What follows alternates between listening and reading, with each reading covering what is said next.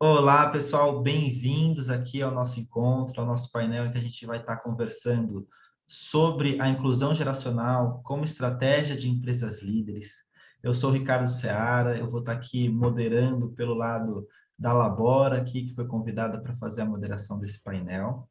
E vou estar falando aqui com a Daniela Diniz, a nossa querida Dani, que está representando aqui o GPTW, e também com a Milton Bertelli, representando uma empresa que foi agraciada aqui esse ano com o destaque 50 mais dentro da GPTW. Então, para começar, vamos já pedir para a Dani explicar para a gente o que é o destaque 50 mais da GPTW. A gente está aqui para conversar sobre estratégias que empresas estão adotando para a inclusão geracional. Essa é uma iniciativa que está para ajudar o caminhar dessas empresas nessa direção. Então, Dani, fala para a gente o que é o destaque 50 mais.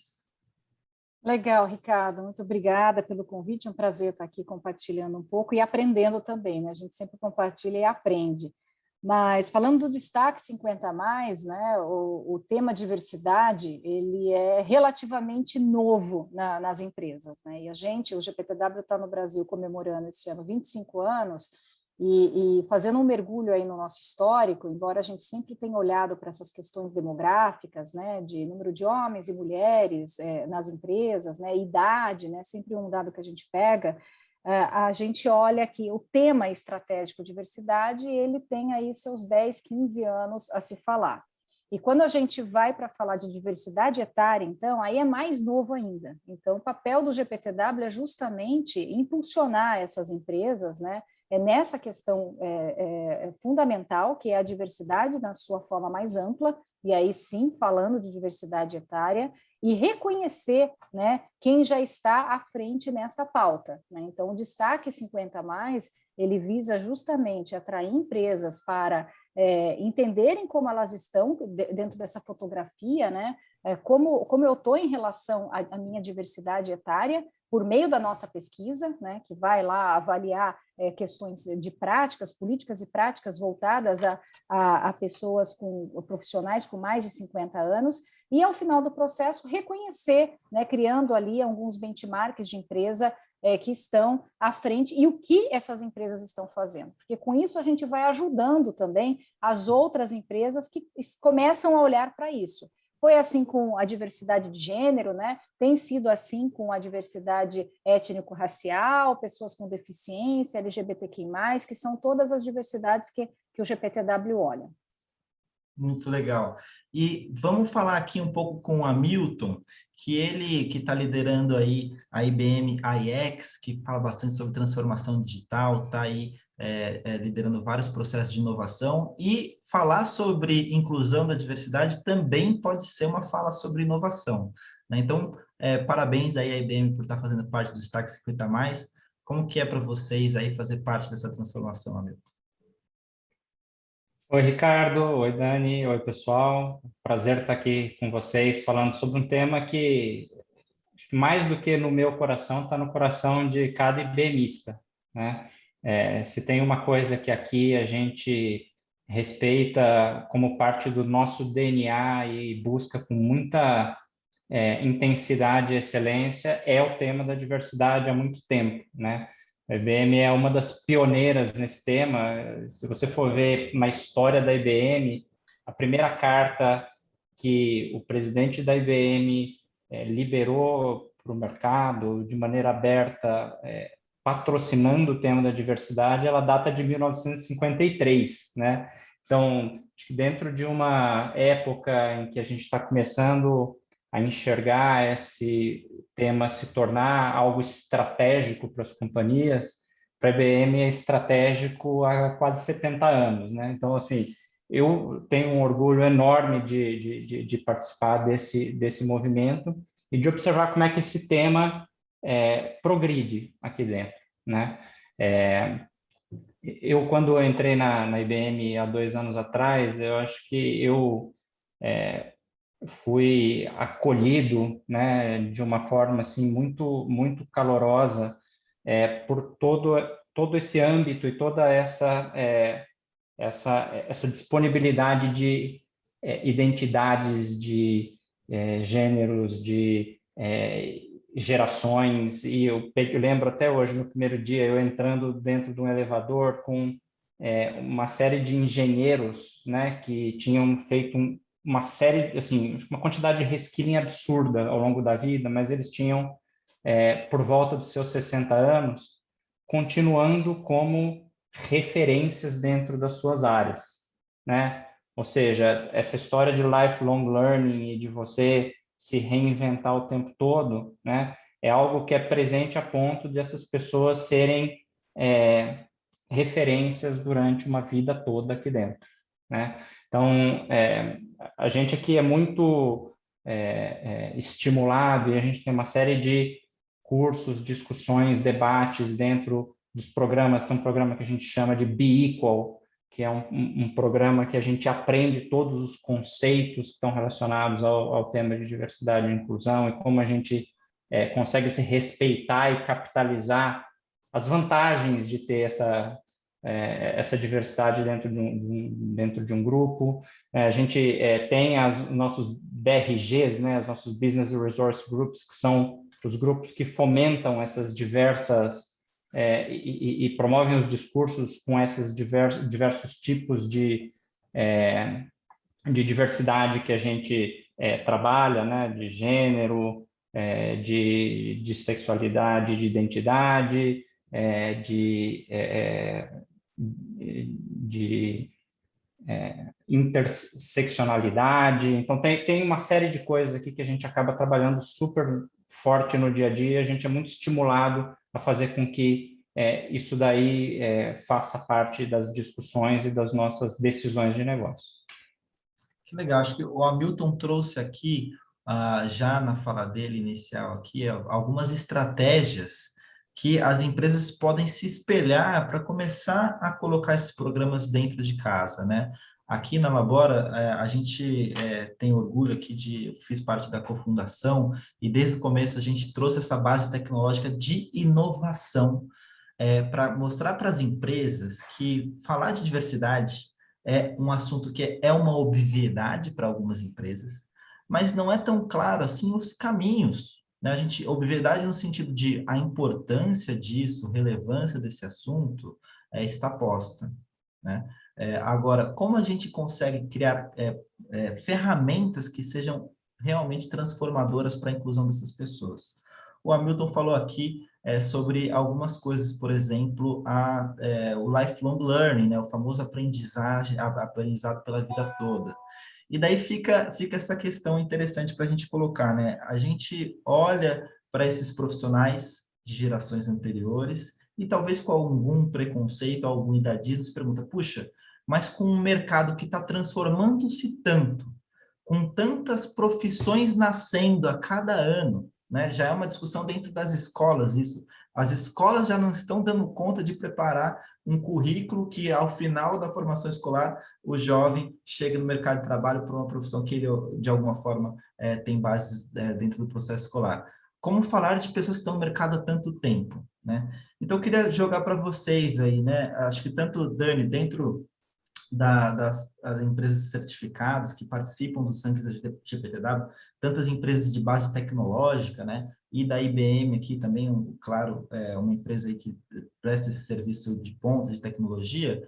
Como que a gente pode olhar para essas profissões do futuro e como que esses profissionais 50 mais podem estar se conectando, como as empresas podem estar olhando para isso, né? Então, como que vocês veem esse mercado de tecnologia podendo absorver esses profissionais 50 a mais? Bom, vou começar aqui, tá, Milton? Falando um pouquinho aí de forma abrangente dos nossos exemplos, né? Eu falo que é um privilégio trabalhar no GPTW, porque a gente olha sempre para as melhores empresas e tem aí um norte, uma referência bem interessante. Acho que, em primeiro lugar, você tocou num ponto, né, Ricardo, que é essa questão do preconceito, né, que acontece aí com o pessoal 50 a mais, e isso é evidente. Ontem, e assim, e é presente ainda, muito presente, né? Ontem eu estava assistindo uma série, uma coisa simples na Netflix, né, uma série chamada à beira do caos, né? 4 amigas ali, mulheres, e todas elas em idade média, né? Idade média, na meia-idade, né? 45, 46, 48 anos, e uma das personagens exatamente está buscando emprego. Então, ela encontra um dos dilemas dela, elas carregando seus dilemas ali, um dos dilemas dela é justamente esse, super qualificada, né? Com uma super bagagem, uma grande experiência, e entra ali, não, olha, eu acho que você tem muito currículo para a vaga que eu estou ofertando. Né? Aqui é uma cena clássica, né, que a gente enfrenta no dia a dia. E a mulher falou, não, mas eu quero trabalhar, né, e a flexibilidade para mim é importante, se eu puder trabalhar meio período, tá legal. Aí a pessoa que está contratando definitivamente para tirá-la de lá, fala, você não vai se sentir bem, porque a média da minha equipe, a média da minha idade é muito jovem. Então, aí aquilo cai, né? Então, o problema não é a superqualificação, não é o tempo, não é a disposição, o problema é a idade. Então, tirar esse viés, né, o chamado viés inconsciente, é o primeiro passo. É o primeiro passo, né? Você fala assim, como é que eu começo, né? É você realmente estimular e desenvolver, principalmente a liderança, sobre esse preconceito que muitos assumem que não tem, né? Porque é inconsciente mesmo. Então, esse é o primeiro passo, vamos desenvolver, e aí isso vale para todas as diversidades, mas a etária, não, tem 45, né, outra geração, não sabe nem o que é TikTok, né, nossa, 50, não sabe, não vai conseguir entrar num Zoom. Olha só que a pandemia mostrou, né, que todos nós aí aprendemos e reaprendemos, falando de lifelong learning, a se virar em tudo, não importa a idade. Né? Tem muito 65, 70 a mais baixando ferramentas e fazendo de tudo, explorando o máximo potencial as ferramentas tecnológicas. Então, o primeiro passo, e que a gente vê das nossas empresas, é estimular esse treinamento, esse desenvolvimento da sua equipe. Olha, por que diversidade é importante? Né? Aí, segundo passo embutido nesse, né, é entender que isso não é um modismo, né? Eu sempre falo isso para todas as diversidades, né? Não vou fazer isso porque é legal agora, né? Depois do filme lá do Estagiário com o Robert De Niro, eu também vou criar o meu programinha estagiário, né? Não vai funcionar porque não vai ser sustentável. Então, você tem que pensar de forma estratégica, e de novo você vai desenvolver a sua liderança, vai falar, eu vou falar sobre isso, né, de forma estratégica, e diversidade é importante, porque, como vocês colocaram aqui também, está totalmente atrelado à inovação. Existem várias cadeias, como você trouxe nessa pergunta, nessa provocação, Ricardo, que não, as faculdades não estão suprindo mais. A gente tem um monte de vagas disponíveis que a universidade não fecha essa conta.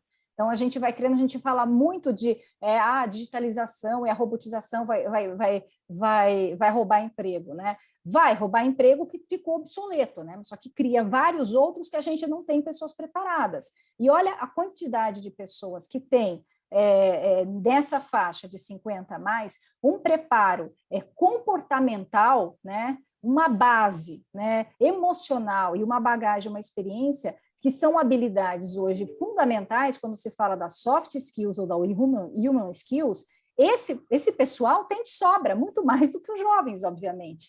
Aí falta o quê? Falta a parte técnica, que é essa, né? Você aprende, né? E aí cabe à empresa, né? Você ter esses treinamentos e criar as escolas e criar o desenvolvimento, porque ele já vem com uma bagagem que é muito mais difícil, aquela que você não treina, que é a experiência, que é o comportamento, que é a resiliência, que é o pensamento crítico, que é tudo isso que a gente está valorizando hoje. Interessante, Dani, acho perfeito tuas colocações, e eu acho que você tocou em 2 pontos muito chave aí da discussão. Tem um ponto que são as habilidades humanas, né? A gente está dentro de um mundo que a tecnologia está ficando cada vez mais pervasiva, mais adotada, mais sofisticada, a ponto de que determinados trabalhos eles vão ser facilmente comparáveis a trabalhos automatizáveis pela tecnologia e que economicamente talvez faça mais sentido você usar a máquina ou a tecnologia do que uma pessoa, né? Agora, a gente está longe de conseguir substituir as habilidades humanas na questão mais soft da coisa, né? São as habilidades de negociar, as habilidades de se relacionar, a habilidade de sentir, uma habilidade mais ampla de criar, de se adaptar, principalmente, né? E recentemente, que a gente comemorou o centenário do Paulo Freire dizia que não há saber mais ou saber menos, né? Há saberes diferentes. E esses saberes, eles são construídos ao longo de uma vida, né? Você tendo as experiências, você tendo a exposição. E você imagina qual é o valor que tem você trazer para o teu time uma pessoa com mais de 50 anos de saberes, né? Isso daí certamente é capaz de mudar o jogo para qualquer empresa e para qualquer time, né? Então, acho que esse é um ponto fundamental que a gente tem que olhar mais do que para o ato de incluir, a gente tem que olhar isso de maneira estratégica para as companhias, né? E acho que o segundo ponto que a Dani falou, né, que eu acho que também é muito preciso, é a escassez de mão de obra que a gente está observando para esses skills do futuro, né? A tendência natural, né, e o que a gente mais observa são esses grandes programas que visam formar a juventude, né? É você capacitar essa juventude o mais rápido possível, que elas sejam produtivas o mais cedo possível e consigam integrar o mercado de trabalho dentro das habilidades modernas o mais cedo possível, né? Agora, principalmente em tudo que tem a ver, não só do lado técnico, mas também com o lado soft, eu acho que a gente tem uma oportunidade enorme de reabilitar, né, no sentido de produzir novo conhecimento técnico e de incluir as pessoas que estão num ponto de carreira e de vida mais avançado para também fazer parte dessa nova geração, né, com todos esses saberes adicionais. Então, assim, de certa forma, a gente tem aí uma oportunidade que é única, né, única para criar essa força de trabalho super completa, super diversa, super habilidosa. Que legal, gente. Falamos de tudo aqui, falamos sobre como a gente pode ajudar a combater o idadismo dentro dos processos de atração e de seleção das empresas, como a gente pode focar em processos de entrada, né, de início de carreiras também para pessoas 50 a mais, e como a gente pode fazer isso acompanhado de um processo de preparação para profissões do futuro, né, com desenvolvimento, com investimento em educação, né, em novas habilidades técnicas para esse público. Que legal! E queria aproveitar todas essas estratégias que vocês elencaram aqui para falar sobre como a gente consegue efetivamente colocar isso em prática, né? Porque para fazer todo esse trabalho que vocês colocaram aqui, várias frentes possíveis, a gente precisa saber dar as mãos para os nossos RHs, né, que estão aí dentro das empresas carregando um baita de um piano todos os dias para cima e para baixo, né? Não acredito que tenha algum profissional do RH que não se diga sobrecarregado hoje em dia, de alguma maneira, ou pelo menos em algum período do mês, né? Sempre tem aqueles momentos de contratação mais forte, aqueles períodos do mês que tem algo que está mais ali tomando tempo. Então, acho que a gente precisa saber, né, sensibilizar as lideranças para se aproximar dos RHs e ajudá-los a se modernizar.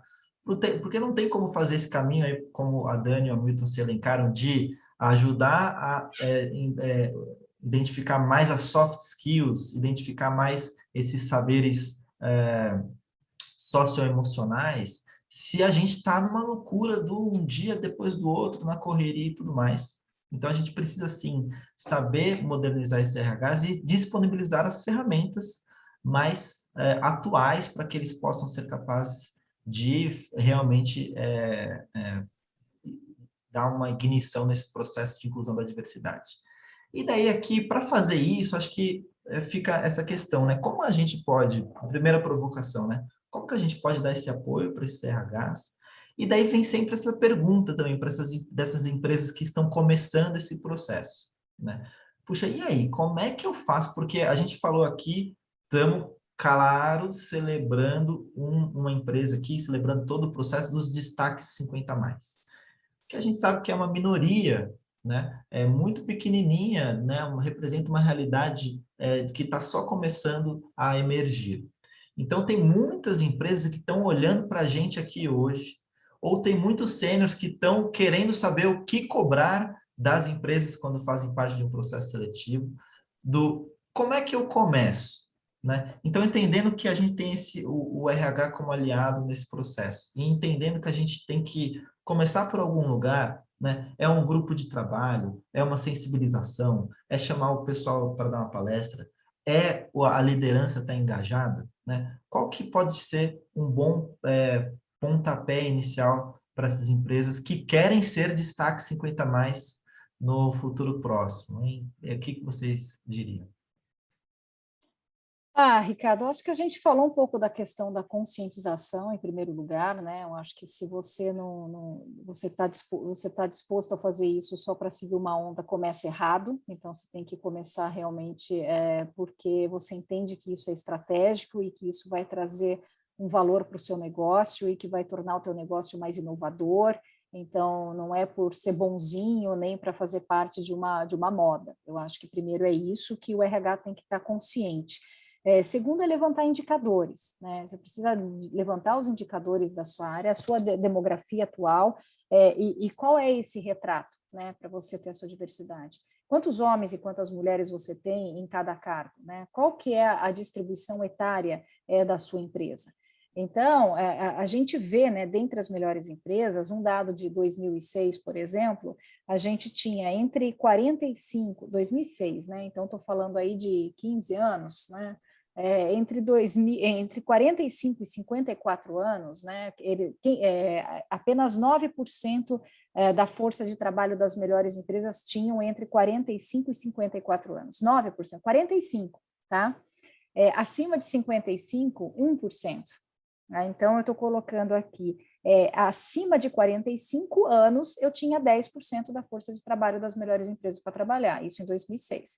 A gente vai para o retrato de 2021. Né? Subiu, timidamente. Então, hoje a gente tem entre 45 e 54, 11%. Então, subimos 2 pontos, e acima de 55 subimos mais 2 pontos, temos 3%.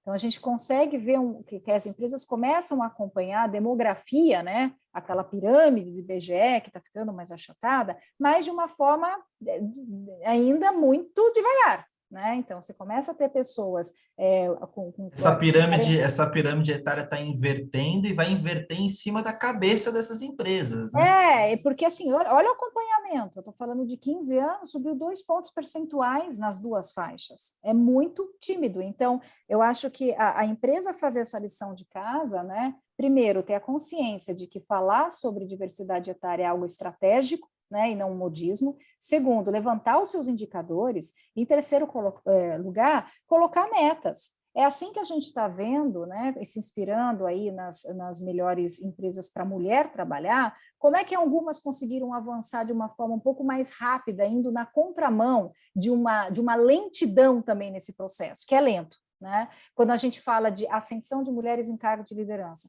muitas delas colocaram metas, tiveram todo esse processo. Estou falando disso porque é importante, porque é estratégico. Conscientização da liderança, porque se a liderança não compra a ideia, nada funciona. Tem todo esse processo, não é diferente para a diversidade etária.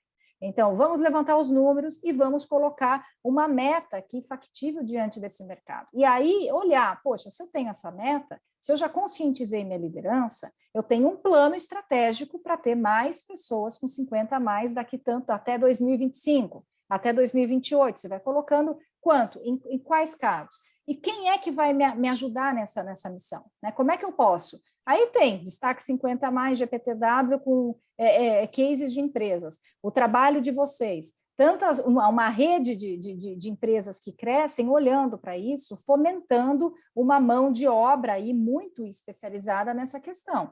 Mas o ponto de partida é tirar esses preconceitos, né? E entender que isso é estratégico. Porque não adianta nada, né? O RH comprar e a liderança não aceitar isso, né? A liderança falar, não vou contratar velho.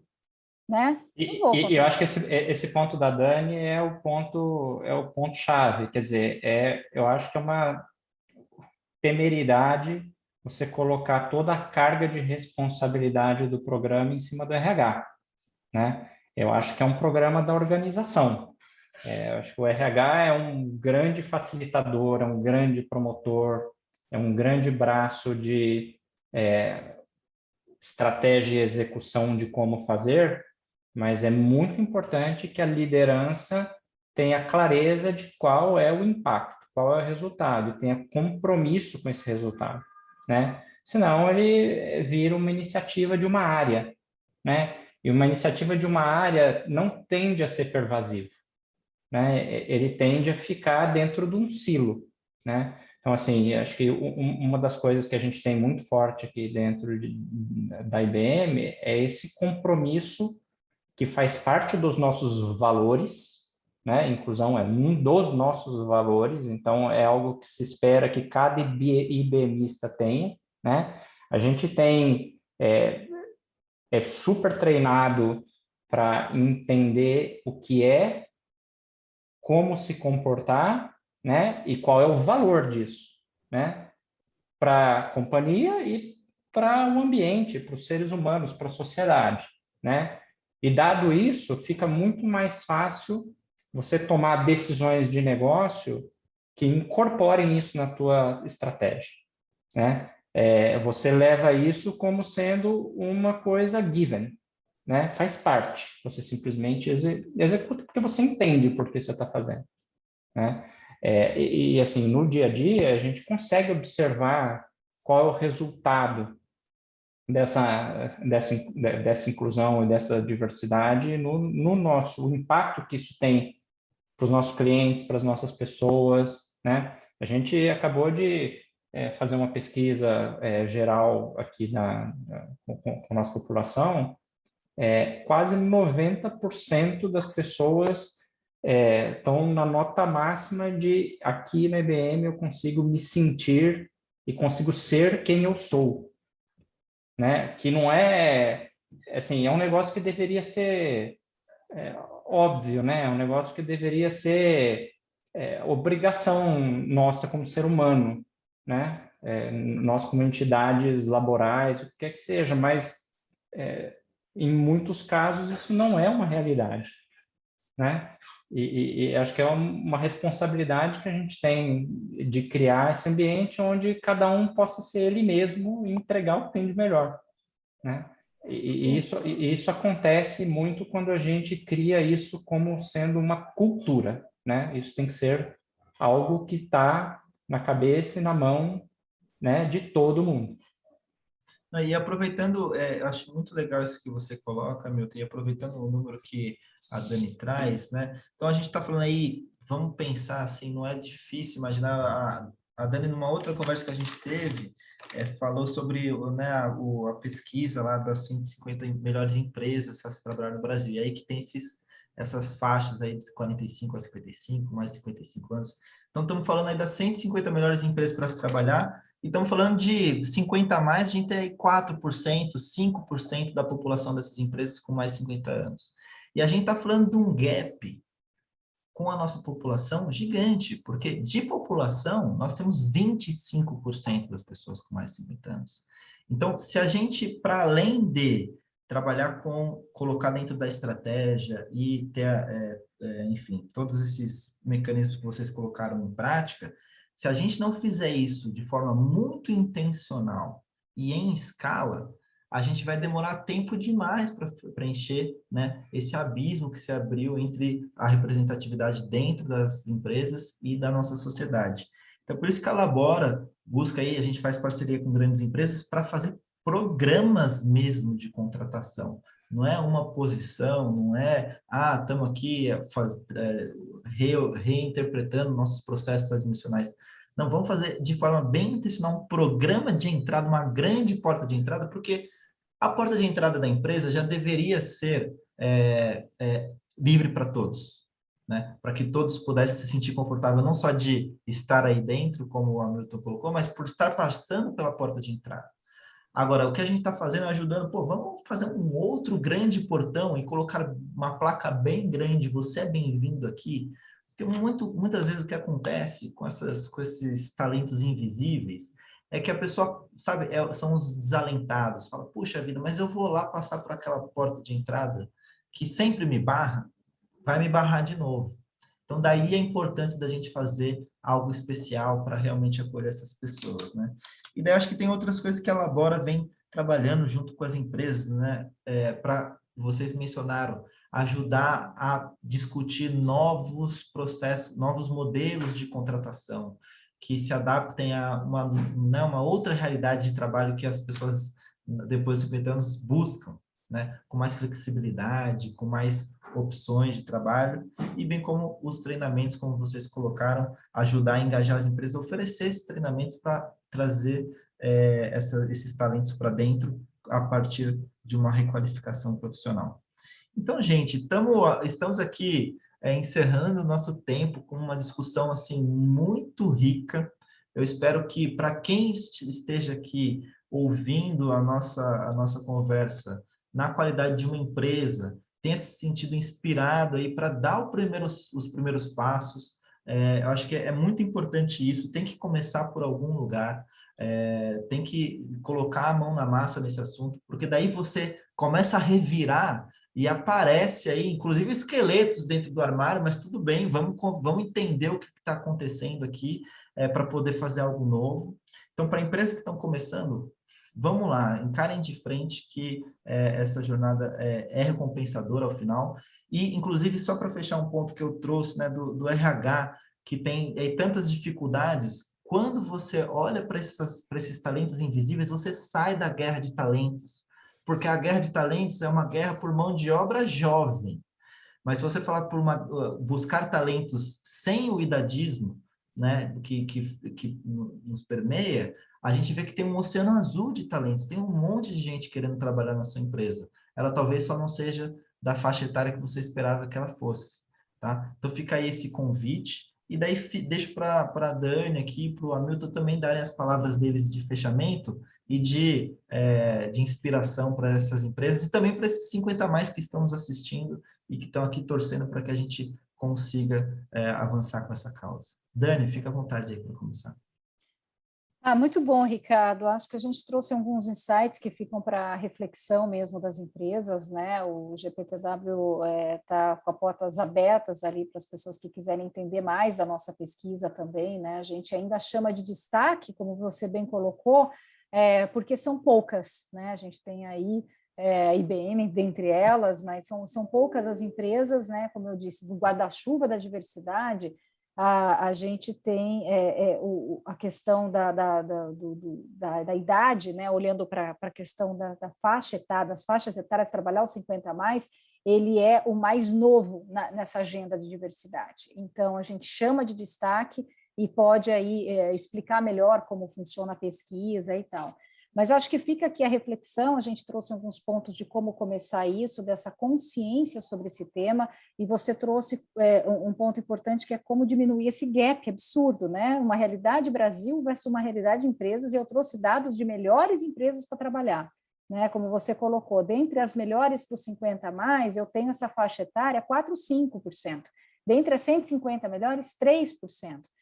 Mas, como eu sou uma otimista por natureza, eu puxo os dados do passado e vejo que tem mais. É 2% só, mas cresceu, né? O que a gente precisa é acelerar essa agenda, né? E a gente só vai acelerar essa agenda com esses pontos que a gente colocou aqui. né, a consciência, o desenvolvimento da liderança sobre isso. O Hamilton trouxe um ponto importantíssimo, não é um trabalho do RH, é um trabalho da empresa, é um trabalho de cultura, porque senão não adianta culpar lá e pedir os indicadores do líder de RH, né? Ele não é o vilão, ele é o facilitador dessa história, pode ser o guia de tudo isso, se inspirar em práticas, adequar essas práticas à cultura da sua empresa para fazer isso acontecer. Então, a gente deu alguns notes aqui, e fica aqui, né, as portas abertas, tanto do GPTW quanto as minhas, né? Eu me conecto com bastante gente no LinkedIn para a gente continuar essa conversa e ter mais empresas, né, participando dos 50 a mais, para a gente gerar mais benchmark, mais inspiração.